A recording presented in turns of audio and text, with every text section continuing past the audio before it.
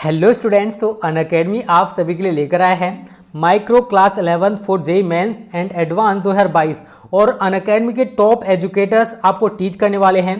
विकास Gupta sir, MS Chauhan sir, Nitish Jain, Neel Kamal, Narendra Awasthi. और ये batch जो है स्टूडेंट वो स्टार्ट हो रहा है 20 नवंबर से। और अधिक जानकारी चाहिए तो इस वीडियो के डिस्क्रिप्शन में मैंने लिंक दे रखी है। इसके साथ साथ student Unacademy Google batch for droppers JEE Main and advance 2021 भी स्टार्ट कर रहा है। यहाँ पर भी आपको यही टॉप एजुकेटर्स टीच करने वाले हैं। VG sir, MSc sir, NJ sir, NKS sir, Narendra Awasthi sir, Pankaj Joshi sir, Vimal Kumar Jaiswal sir. और ये भी बैच स्टूडेंट 20 नवंबर से ही स्टार्ट हो रहा है। इसकी लिंक भी आपको नीचे डिस्क्रिप्शन में मिल जाएगी, तो टाइम वेस्ट मत करो। बहुत ही अच्छे एजुकेटर्स हैं, आप सभी को टीच करने वाले। ओके स्टूडेंट्स, तो डिस्क्रिप्शन में आपको लिंक मिल जाएगी। ओके, गुड इवनिंग गाइज, कैसे हैं आप लोग। आशा करते हैं आप बहुत अच्छे होंगे और दिवाली त्यौहार को आपने धूमधाम से मनाया होगा। और आई होप कि आपने दिवाली के इस अवसर पर पटाखों का यूज कम से कम किया होगा, जिससे कि हम और आप मिल करके पर्यावरण को स्वच्छ रखने में एक छोटा सा योगदान दे सकते हैं। ठीक है, अर्थात अगर हम पटाखों का उपयोग कम करें, सीमित संख्या में करें या ना करें, तब भी हमारी दिवाली अच्छे से मन सकती है। ये कोई ज़रूरी नहीं है कि हम बहुत सारे पटाखे उड़ाएं और पर्यावरण को, अपने आसपास के हवा को जहरीली बना दें। ठीक है कि नहीं, क्योंकि पटाखे के धुएं में बहुत सारे ऐसे केमिकल्स कण होते हैं जो वायुमंडल की इस ठंड वाली हवा में घुल करके द्रव एरोसॉल बनाते हैं। ठीक है, और यह एरोसॉल हवा के साथ क्या हो बह रहा है और जो भी व्यक्ति सांस ले रहा है उसके श्वसन तंत्र में ये हानिकारक जहरीले कण क्या हो रहे हैं, फेफड़ों में जा करके आने वाले समय में गंभीर बीमारी फैलाने का काम करेंगे। ठीक है गाइज, इसलिए आपको इस दिवाली पे, ठीक जितनी भी दिवालियाँ आएँ सब पर पटाखा रहित दिवाली मनाने का प्रयास करिए, जिससे कि आसपास का वातावरण भी स्वच्छ रखें और प्रदूषण में हम क्या करें, कम करने का योगदान भी कर सकें। ठीक है गाइज, तो आइए मैं विपिन सर आप लोगों के लिए एक बार फिर से दिवाली के बाद एक नए लेक्चर वीडियो में आप सबका अपने स्मार्ट स्टडी क्लासेस की यूट्यूब चैनल पर आपका बहुत स्वागत करता हूं। ठीक है, और आई होप आप वीडियो को देख करके अच्छे से स्टडी भी कर रहे होंगे। अभी जो सूचना निकल के आ रही है कि फरवरी में आपका प्रैक्टिकल एग्ज़ाम होगा और कहीं ना कहीं, ठीक है, ये मार्च लास्ट या अप्रैल में बोर्ड एग्ज़ाम होने हैं। ठीक है, बहुत जल्दी एग्ज़ाम कराने की सरकार की कोई नहीं जल्दबाजी नहीं है, इसलिए आप भी धैर्य रखें और आराम से जो भी पढ़ाया जा रहा है उसको आप पढ़ते रहिए। ठीक है गाइज, तो मैं एक बार फिर से आप लोग अपने इस बायोलॉजी वीडियो के अंतर्गत, ठीक है, कक्षा 12 के स्टूडेंट के लिए जो हमारा चैप्टर रन कर रहा था ह्यूमन हेल्थ एंड डिजीज़ के बारे में हम लोग डिस्कस करेंगे। और इसके अंतर्गत हमने लास्ट टर्म पे आपको एलर्जी और उस एलर्जी के साथ साथ आपको स्वप्रतिरक्षा वगैरह का वीडियो मैंने दिया था। ठीक है, अब हम उसी क्रम में अगर आगे बढ़ें तो आज हम डिस्कस करेंगे अबाउट अ कैंसर।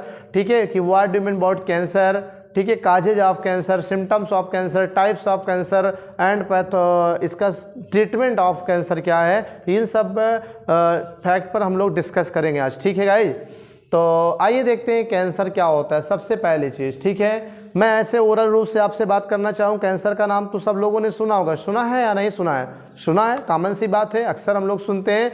दुनिया की सबसे खतरनाक बीमारी जिसमें कोई दवा काम नहीं करती है, ठीक है कि नहीं, और जिसका पेशेंट तिल तिल कर मरता है, ठीक है, असहनीय पीड़ा और दर्द के साथ मरता है, ठीक है, जिसके ज़िंदगी का कोई भरोसा नहीं है कि उससे व्यक्ति की, जिसको कैंसर हुआ है, उसकी ज़िंदगी कितने दिन चलेगी। ठीक है गाइस, इसलिए यह एक लाइलाज बीमारी है, जिसका कोई इलाज ना हो उसी को लाइलाज बीमारी कहते हैं एक तरह से।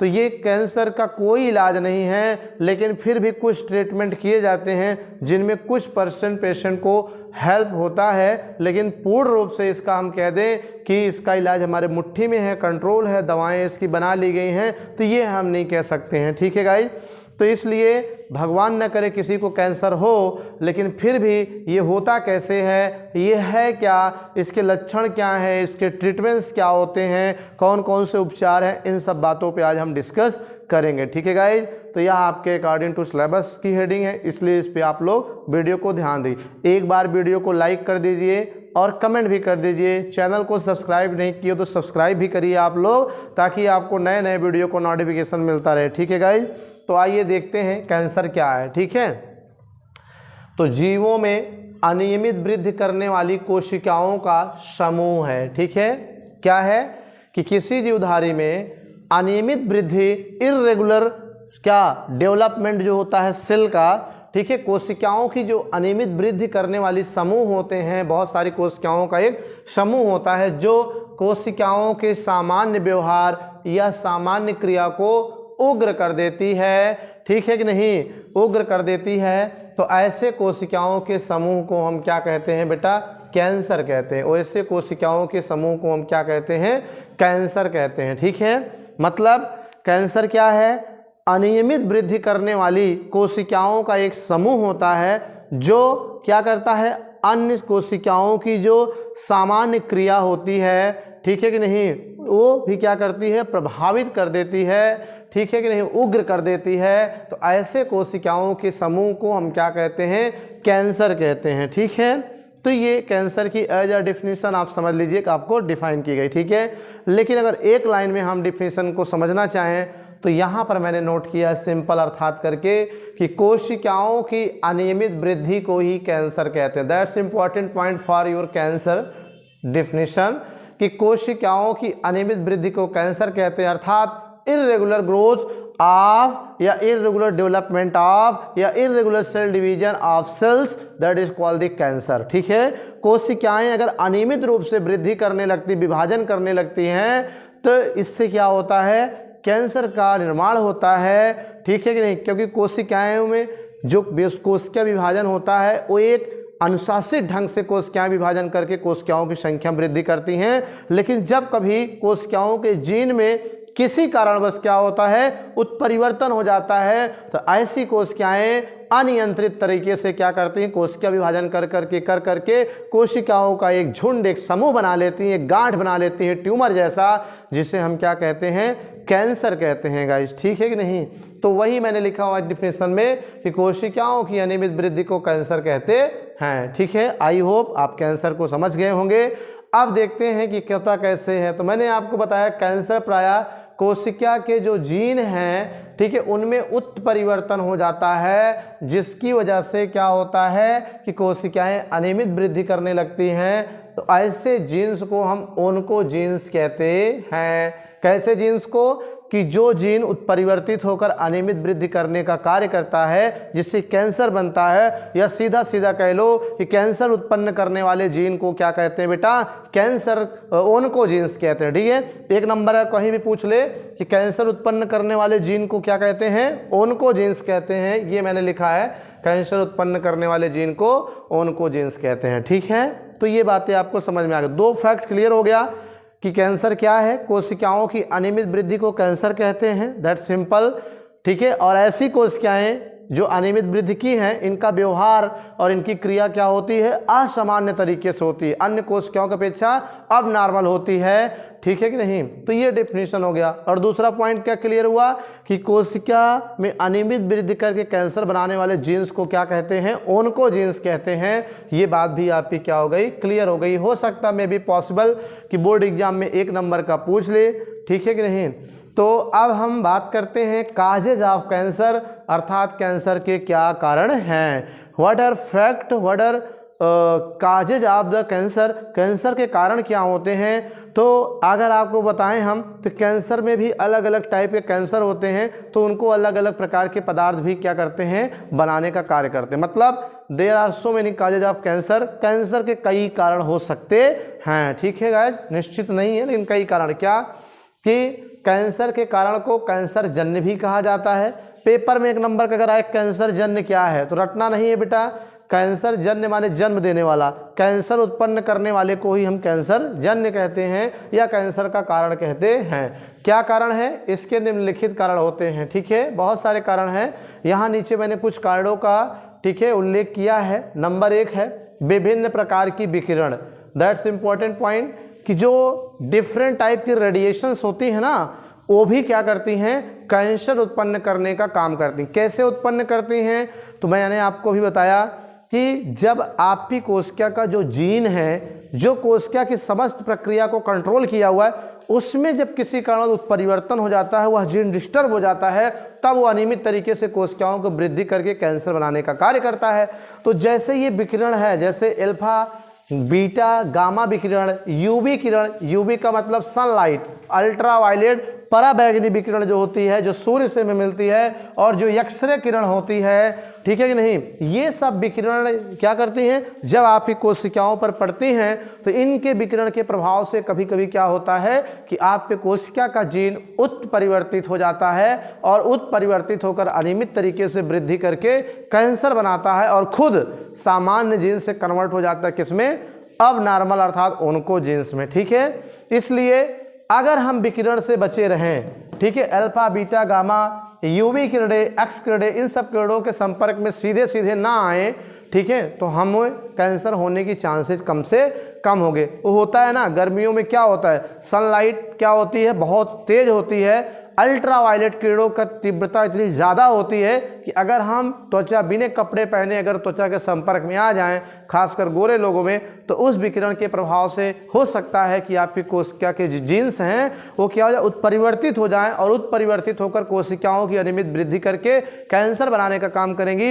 इसलिए गर्मियों में बाहर निकलने से पहले त्वचा को ढक लेना चाहिए, ठीक है, या छतरी लेके चलना चाहिए, या फिर सन क्रीम लगाना चाहिए, या हाथ को ढक कर चलना चाहिए, ताकि सूर्य की यूवी किरणें, अल्ट्रावायलेट पराबैंगनी किरणें हमारी कोशिकाओं को सीधा प्रभावित न कर पाएं, जिससे कि हमारा जीन क्या रहे, सामान्य रूप से बना रहे। ये पहला कारण है गाइस। ठीक है, दूसरा जो कारण हम बता रहे बेटा कि विभिन्न रसायन, डिफरेंट केमिकल लाइक एस तंबाकू। तंबाकू आपको पता है कि आप गुटखा खाते, पान मसाला, बीड़ी, सिगरेट, उसके पैकेट पर लिखा होता है कि तंबाकू टोबैको इज काजेज कैंसर, अर्थात टोबैको क्या है, तंबाकू क्या है, कैंसर का कारण है, लेकिन फिर भी लोग खा लेते हैं इग्नोर करके।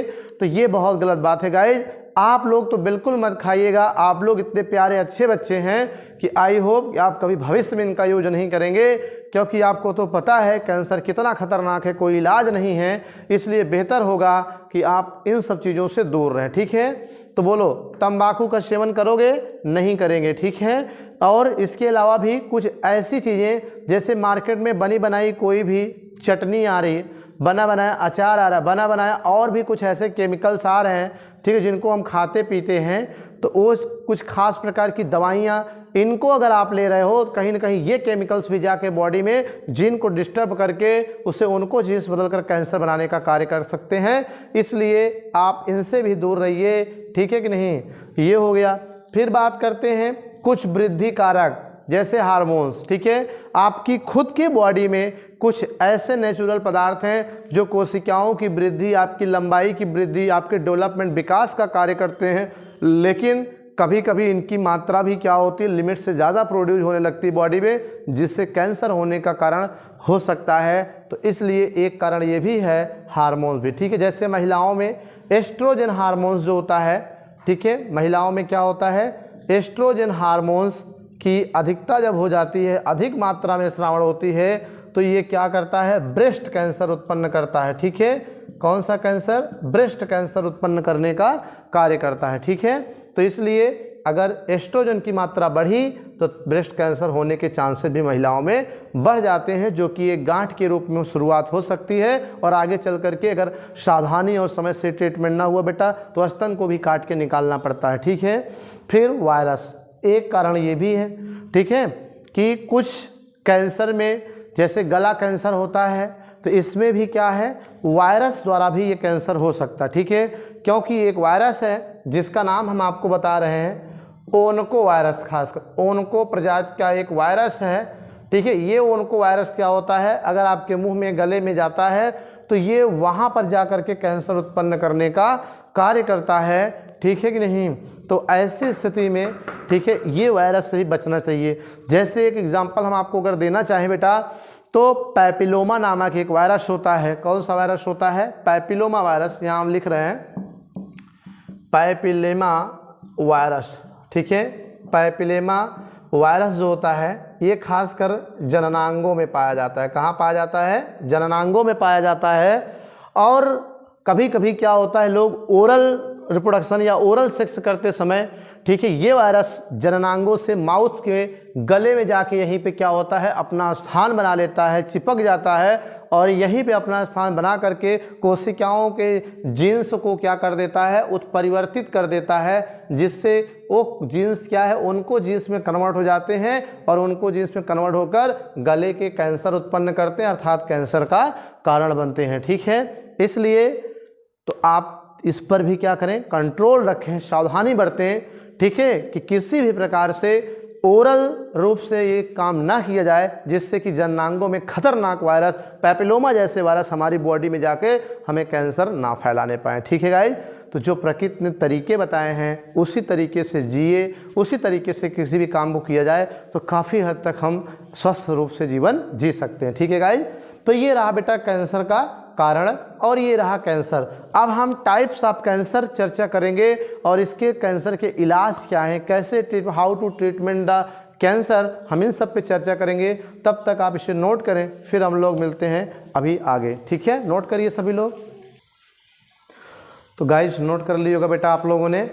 अब हम जो कैंसर जांच की बात कर रहे थे, अब हम कैंसर के टेस्ट के बारे में पता करेंगे कि अगर किसी व्यक्ति को पॉसिबिलिटी लगती है या किसी प्रॉब्लम को और डॉक्टर को जब आप दिखाते हैं तो डॉक्टर को अगर लगता है कि कहीं ये कैंसर हो सकता है तो वो कौन से ऐसे जांच को कराता है जिससे पता चल जाता है कि आपको कैंसर है। ठीक है, तो ऐसे कुछ जांच हैं जिनके बारे में हम आपसे चर्चा करने जा रहे हैं गाइज। तो आइए देखते हैं कि कैंसर जांच क्या। ठीक है, कैंसर जांच अर्थात कैंसर टेस्ट। तो सबसे पहली चीज़, जैसे मैंने आपको बताया बेटा कैंसर अलग अलग प्रकार, जैसे बोन कैंसर, ब्रेस्ट कैंसर, रक्त कैंसर जिसको ल्यूकेमिया भी कहते हैं, ठीक है कि नहीं, और सर्वाइकल कैंसर, पेट कैंसर, इंटेस्टाइन कैंसर, गला कैंसर, माउथ कैंसर। तो इस तरह से there are so many types of cancer. तो according to type of cancer यहाँ पर जो कैंसर टेस्ट है वो भी कई प्रकार का होता है। ठीक है, अर्थात कैंसर जांच क्या है, निम्नलिखित प्रकार के होते हैं। नंबर 1, ब्लड टेस्ट द्वारा। ब्लड टेस्ट द्वारा भी क्या होता है, कैंसर का पता लगाया जाता है, कैंसर की जांच की जाती है। कैसे की जाती है कि इसमें बढ़ी हुई WBC की जांच करके, ठीक है, बढ़ी हुई WBC की जांच करके कैंसर का पता लगाते हैं। ठीक है, अर्थात जैसे आपके ब्लड क्या करेंगे, जैसे आपको सपोज करिए ब्लड कैंसर है, ब्लड कैंसर का मतलब है कि ल्यूकेमिया, अगर किसी पर्सन को ब्लड कैंसर है अर्थात ल्यूकेमिया जिसको कहते हैं, तो ब्लड कैंसर में क्या होता है, शरीर के अंदर जो अस्थिमज्जा होती है, बोन मैरो होता है, उसी बोन मैरो में RBC लाल रुधिर कणिकाएं कहती हैं, बनती हैं, जिनका जीवन काल 100 से 120 दिन होता है। तो अगर किसी पर्सन को ब्लड कैंसर हुआ तो उसके अस्थिमज्जा में RBC बनना कम या बंद हो जाता है। अगर बनता भी है तो RBC का जीवन काल 100 से 120 दिन के बजाय मात्र 20 दिन रह जाता है। जो 120 दिन बाद RBC को मरना चाहिए वो 20-20 दिन पे मरने लगती हैं, जिससे व्यक्ति धीरे धीरे क्या होता है, कुछ समय के अंदर ही पूर्ण रूप से कमजोर क्षीण हो जाता है। और ऐसी स्थिति में अस्थिमज्जा WBC का निर्माण क्या होता है, बढ़ जाता है। ठीक है, जिससे अगर हम ब्लड का नमूना लेके जांच करेंगे तो पता चल जाएगा RBC कम है, उसका जीवन काल कम, जबकि RBC की संख्या ज़्यादा हो गई लिमिट से, तो ये कहीं ना कहीं ब्लड कैंसर का क्या है, मरीज है। तो ऐसे पता लगाते हैं और ब्लड कैंसर का, ठीक है, रक्त टेस्ट करके। ओके, मतलब बढ़ी हुई WBC और घटी हुई RBC, और RBC का जीवन काल कम हो जाता है, तो ऐसे कंडीशन भी कैंसर होता है। ये पहले जांच है। ठीक है गाइज, अब दूसरी जांच की अगर हम बात करें इसमें कि जीवयूत परीक्षण। जीवयूत परीक्षण को बेहतर होगा कि आप इंग्लिश में आने ज़्यादा सही होगा, हिंदी में थोड़ा नाम अटपटा लग रहा है, बायोप्सी कराते। ठीक है, कभी कभी रक्त द्वारा कैंसर का पता नहीं चल पाता है, जिसकी वजह से डॉक्टर्स क्या करते हैं, बायोप्सी कराते हैं, जीवयूत परीक्षण कराते हैं, जिससे कि पता चल जाता है। ठीक है, और जब बायोप्सी होता है तो ये हमारे आसपास नहीं है, इसको सीधा मुंबई के लैब में भेजा जाता है, जहां पर बायोप्सी करके पता लगा के बताया जाता है कि पेशेंट को कैंसर है या नहीं है। ठीक है, बायोप्सी में करते क्या है बेटा, सिंपल सा, कि जैसे आपको स्टमक में प्रॉब्लम है या इंटेस्टाइन में प्रॉब्लम है या गले में प्रॉब्लम है, माउथ में कहीं पर्टिकुलर प्रॉब्लम है, तो उसी पर्टिकुलर पार्ट का थोड़ा सा ऊतक क्या करते हैं, निकाल करके उसको लैब में भेजा जाता है और वहाँ लैब में उसको क्या करते हैं, टिश्यू को एक खास किस्म तरीके से ग्रो कराया जाता है, वृद्धि कराते हैं और वृद्धि करा के देखते हैं कि ये किस तरह से वृद्धि कर रही है। जैसे शरीर में सामान्य तरीके से ऊतक को वृद्धि करनी चाहिए ठीक उसी प्रकार हो रहा है या अनियंत्रित तरीके से वृद्धि कर रही है, इस बात का सूक्ष्मदर्शी की सहायता से पता लगा करके ये डिसाइड किया जाता है कि हाँ जिस पार्ट से ये ऊतक लिया गया उस पार्ट में कैंसर है या नहीं है। ठीक है, तो आइए देखिए बायोप्सी कहते हैं। बायोप्सी में क्या है कि इसमें कैंसर जनित अंग, जिस अंग में पॉसिबिलिटीज है कैंसर, उस अंग से थोड़ा सा ऊतक क्या करते हैं, निकाल लेते हैं और उसे उच्च सूक्ष्मदर्शी द्वारा अध्ययन करके पता लगाते हैं कि कैंसर है या नहीं। ठीक है, तो ये बायोप्सी है, ज़्यादातर बायोप्सी लोग कराते हैं। ठीक है, कॉमन रूप। फिर दूसरे की बात करें हम, एक और टेस्ट है जिसका नाम FNAC है, FNAC है। ठीक है कि नहीं, अर्थात फाइन निडल एस्पायरेशन और सी माने साइटोलॉजी, मतलब फाइन निडल एस्पायरेशन साइटोलॉजी।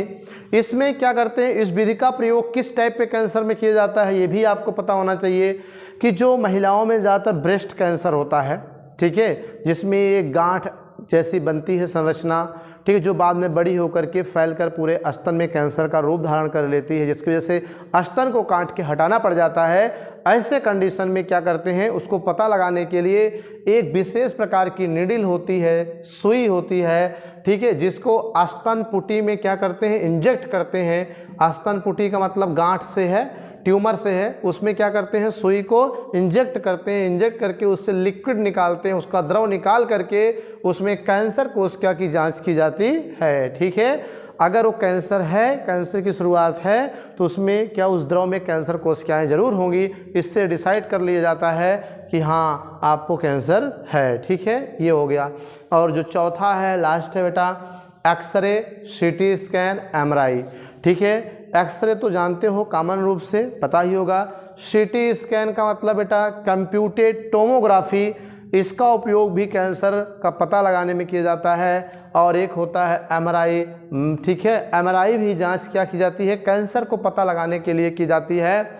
इसमें क्या करते हैं, कैंसर जनित कोशिकाओं, ठीक है, के कार्यकी व व्यवहार का पता लगाया जाता है। ठीक है, जैसे जिस अंग में कैंसर है या पॉसिबिलिटीज है उसकी MRI CT स्कैन कराते हैं, तो इससे उस कोशिका या ऊतक का एक प्रतिबिंब बन जाता है, जिससे ये पता लगा लिया जाता है कि कोशिकाओं का व्यवहार सामान्य है या असामान्य तरीके से। अगर उसमें कैंसर होगा तो कोशिकाओं का व्यवहार व कार्य क्या होगा, अब नॉर्मल होगा, और अगर कैंसर नहीं होगा तो उसका व्यवहार क्या होगा, सामान्य तरीके से होगा। ठीक है, इस तरह से ये क्या किया जाता है, पता लगा लिया जाता है। ठीक है, MRI CT स्कैन द्वारा भी। ठीक है, तो ये कुछ आपको मैंने क्या किए, कैंसर जांच बताए। ठीक है, इनमें से आप कैंसर जांच के बारे में, ठीक है, ये जान सकते हैं कि किस किस प्रकार के कैंसर के लिए कौन कौन सी जांच की जाती है। ठीक है, अब हम बात करते हैं बेटा ट्रीटमेंट की।